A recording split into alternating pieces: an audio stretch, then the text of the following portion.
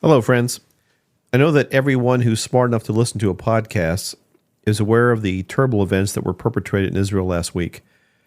And since my Tuesday podcast is more of a personal adventure, I have to tell you that I was deeply affected by the video and images that were shared from that horrific attack. Many of those images and videos were deliberately broadcast by the very people who committed those acts. So today's podcast is my personal reflection on the simple but deeply profound concept of good versus evil.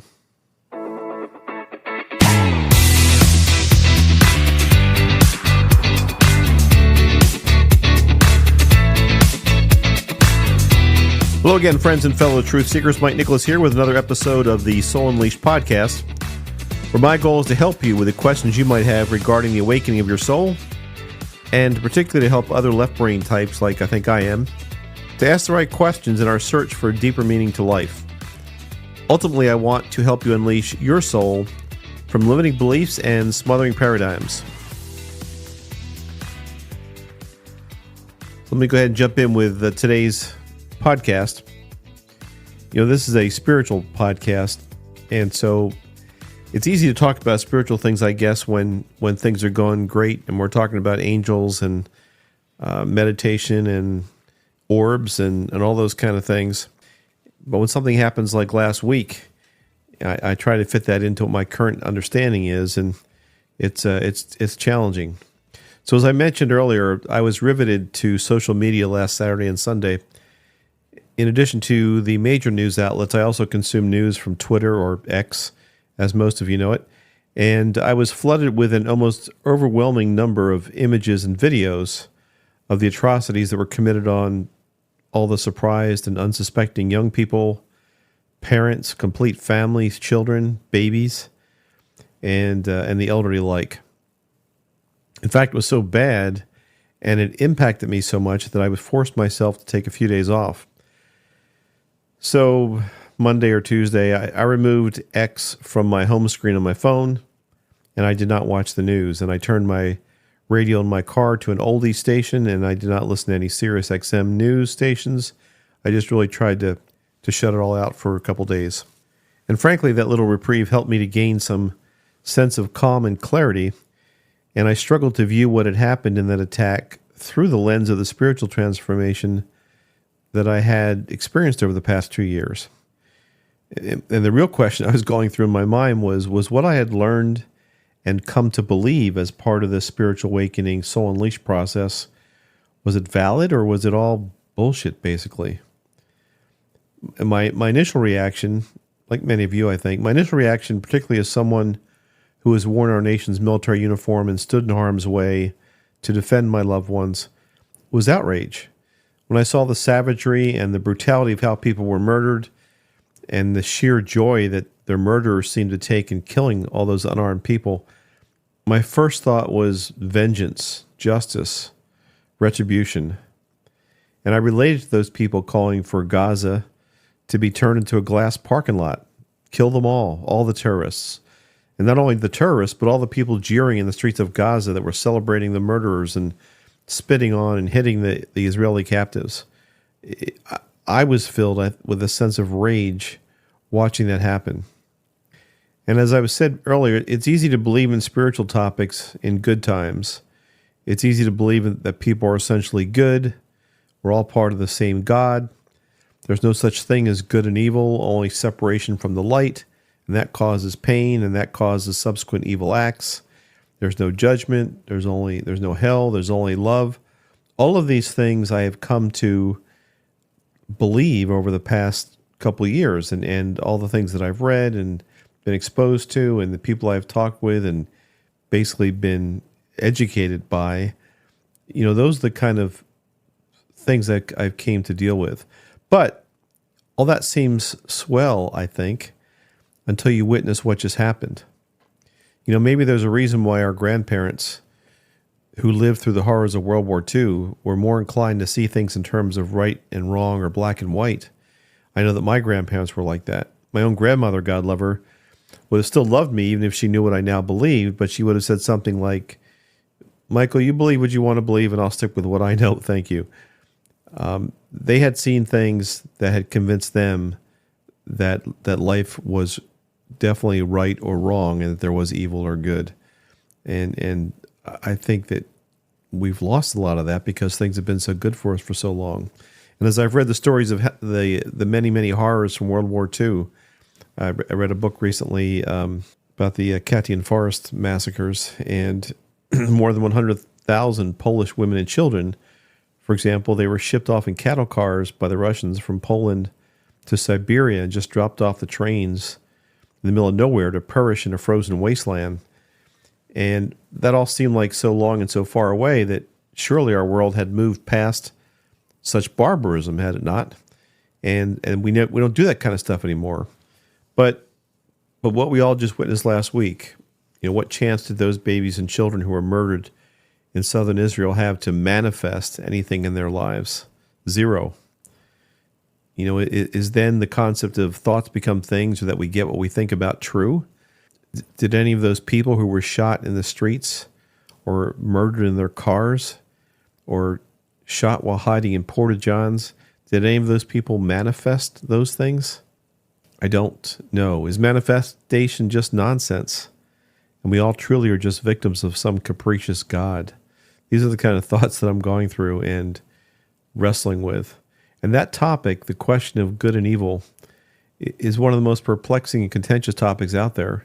And we all desperately want an answer to one of life's most profound questions. I don't profess to be a big, deep thinker, and I've done some research, on people that have discussed this topic, and it's haunted the human soul for millennia, the existence of evil and what it means. And there's some philosophers you've all heard of, Saint Augustine, Gottfried Wilhelm Leibniz, Friedrich Nietzsche, Jean-Paul Sartre, Hannah Arendt. These are people that have all written about the question and the problems of good and evil. And I just want to talk about three things. This could go on for a long time, and people's eyes glaze over when you talk about this stuff. But one is moral relativism, the other is moral objectivism, and the third is the problem of evil. And what moral relativism tells us is that what is evil for one may not be so for another. And man, have we seen that this past week.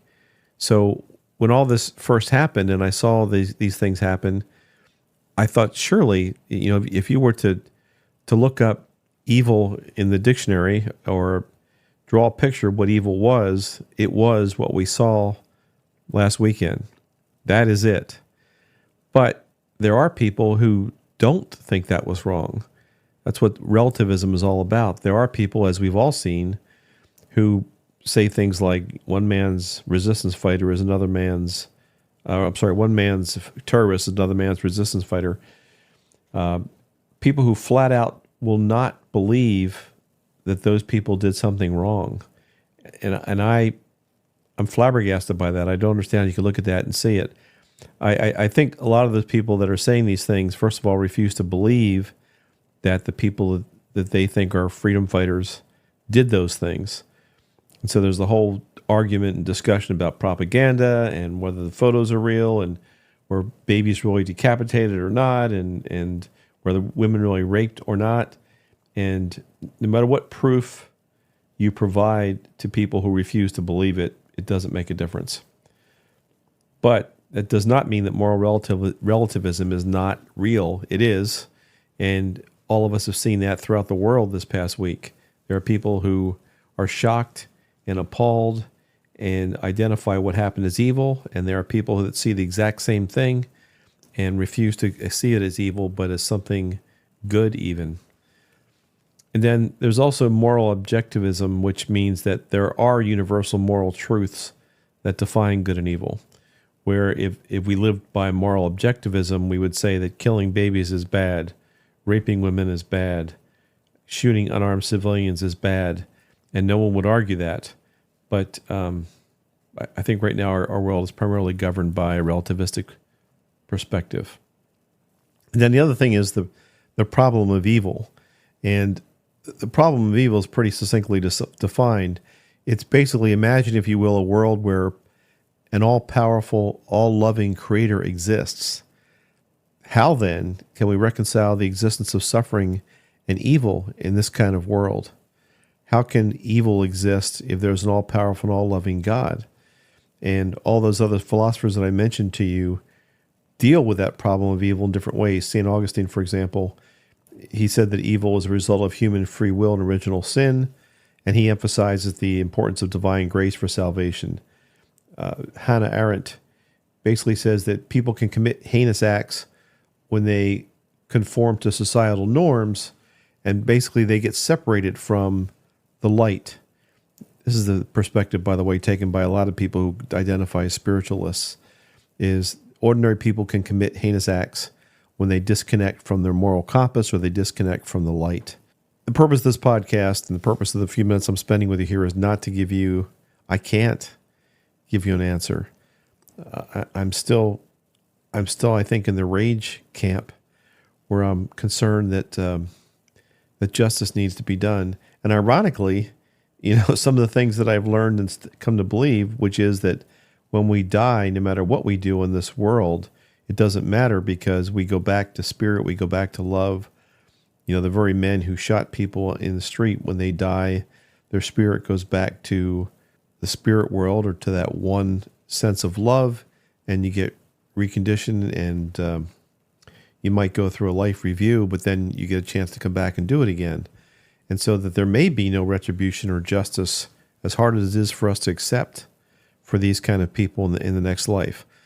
I think many of us would like to believe that those men that perpetrated those acts and burnt families alive, cut them into pieces, that they were, they're going to suffer for the rest of eternity in hell.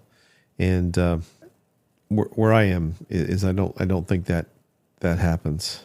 I want it to happen, but I'm not sure that it happens. So that's the point of this podcast. I'm sorry that's kind of a downer, but I thought it was important to at least address this because I've been doing so many podcasts about spirit and light and happiness and love, and that the whole Soul Unleashed part is that there is a much larger truth going on beyond this, and we have reason to be happy and excited about the next life, and that our loved ones are there waiting for us, and all that's beautiful and wonderful. And then we see something happen that happened last week, and we try and reconcile that with those kind of things. And I'm struggling with that. So thank you for listening. I appreciate. Hope this wasn't too much of a downer for you, but I want to be as honest as I could in terms of what I'm thinking, and I suspect a lot of you are also wrestling with the same type of issues. Thank you, and I'll be back with another interview later on this week on Thursday. Very interesting lady that I interviewed. So that wraps things up for today. If you have the chance to hit the subscribe button, that would be awesome. And if you're able to leave a review for this podcast, I would really appreciate it. Both things help other people find me and find this podcast more easily. Thank you again, and I'll see you on Thursday. Bye-bye.